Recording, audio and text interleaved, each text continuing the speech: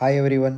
Today I am going to discuss about KEA latest update about KCET 2025.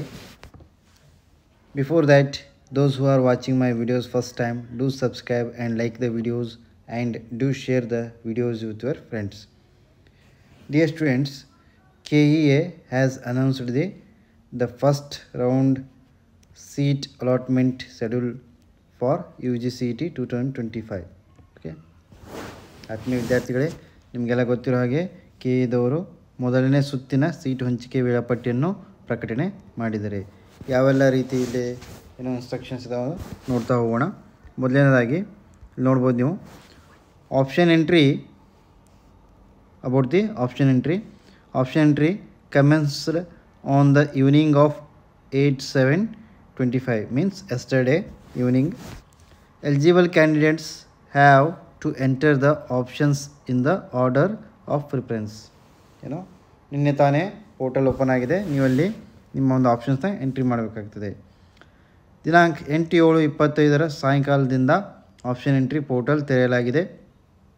ಅರ್ಹ ಅಭ್ಯರ್ಥಿಗಳು ಆದ್ಯತಾ ಕ್ರಮದಲ್ಲಿ ಇಚ್ಛೆ ಆಯ್ಕೆಗಳನ್ನು ದಾಖಲಿಸಬಹುದು. ಅಂದರೆ ಯಾವೆಲ್ಲ ನೀವು ಕೋರ್ಸ್ಗಳಲ್ಲಿ ಒಂದು ಪ್ರಿಫರೆನ್ಸ್ ಅಂತ ಇರ್ತದೆ ನಿಮಗೆ ಕಾಲೇಜ್ ವೈಸು. ಸೊ ಅದನ್ನ ನಿಮ್ಮ ಒಂದು ರ್ಯಾಂಕಿಂಗ್ ಅನುಸಾರ ನೀವಲ್ಲಿ ಪ್ರಿಫರೆನ್ಸ್ನ ಆ್ಯಡ್ ಮಾಡ್ಕೋಬೋದು.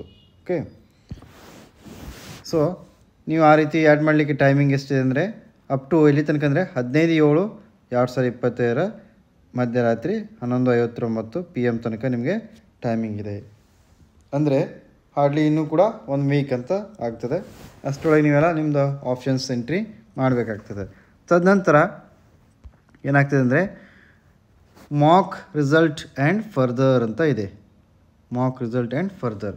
ಸೊ ಇಲ್ಲಿ ಏನಾಗ್ತದೆ ಅಂದರೆ mock seat allotment result would be published after 3 days from the last date of fixed to enter the options. ಅಂದರೆ ಏನು ನೀವು ಈಗ ಅಲ್ಲೇ ಎಂಟ್ರಿ ಮಾಡ್ತಿರಲ್ಲ, ಸೊ ಅದರಲ್ಲಿ ಆ ಒಂದು ಲಿಸ್ಟ್ನ ಡಿಸ್ಪ್ಲೇ ಮಾಡ್ತಾರೆ ಕೆಇದವರು. ಮಾಕ್ ರಿಸಲ್ಟ್ ಅಲಾಟ್ಮೆಂಟ್ ಅಂದ್ರೇನು? ಮಾಕ್ ಸೀಟ್ ಅಲಾಟ್ಮೆಂಟ್ ಅಂದರೆ ತಾತ್ಕಾಲಿಕ ಅಂತ ಅಂದಂಗೆ, ಅದು ಫೈನಲ್ ಅಲ್ಲ. ನಿಮ್ಮಲ್ಲಿ ಏನಾದರೂ ಮತ್ತೆ ಆದರೂ ಕರೆಕ್ಷನ್ಸ್ ಇದ್ದರೆ ಮಾಡ್ಕೋಬೋದು. ಓಕೆ, ಇಲ್ಲಿ ನೋಡ್ಬೋದು ಇಚ್ಛೆ ಆಯ್ಕೆಗಳನ್ನು ದಾಖಲಿಸುವುದಕ್ಕೆ ನಿಗದಿಪಡಿಸಿದ ಕೊನೆಯ ದಿನಾಂಕದ 3 ದಿನಗಳ ನಂತರ ಅಣಕು ಸೀಟು ಹಂಚಿಕೆಯ ಫಲಿತಾಂಶವನ್ನು ಪ್ರಕಟಿಸಲಾಗುವುದು. ಅದು ದಿನಾಂಕ ಯಾವುದಂದರೆ 19/7/25 3 ದಿನ.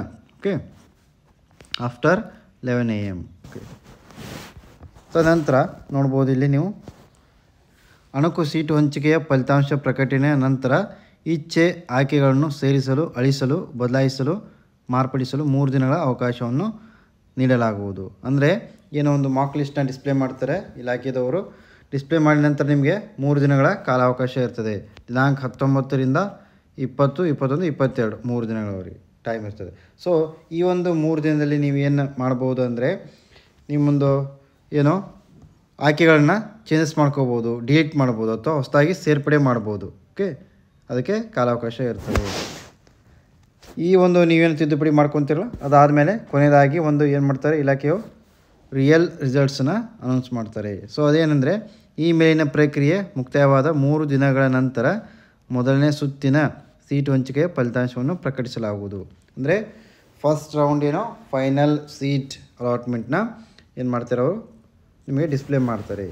ಇಲ್ಲಿ ನೋಡ್ಬೋದು first round real seat allotment result publication on 25th of July 25. Okay, after 11 AM.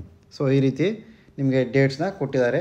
ಎಲ್ಲ ವಿದ್ಯಾರ್ಥಿಗಳು ಈ ಒಂದು ನಿಗದಿತ ದಿನಾಂಕದ ಒಂದು ಪರಿಪಾಲನೆ ಮಾಡಿಕೊಂಡು ನಿಮ್ಮ ಒಂದು ಆದ್ಯತಾ ಪ್ರಕಾರಗಳನ್ನ ನೀವು ಅಲ್ಲಿ ಎಂಟ್ರಿ ಮಾಡ್ಬೋದು ಅಥವಾ ಮಾಕ್ ಲಿಸ್ಟ್ ಬಿಟ್ಟ ಮೇಲೆ ಅವುಗಳನ್ನ ಎಡಿಟ್ ಕೂಡ ಮಾಡ್ಕೋಬೋದು. ಓಕೆ, ಈ ರೀತಿ ಇನ್ಫಾರ್ಮೇಷನ್ ಇದೆ, ಎಲ್ಲರೂ ಗಮನಿಸಬೇಕು. Okay, thank you.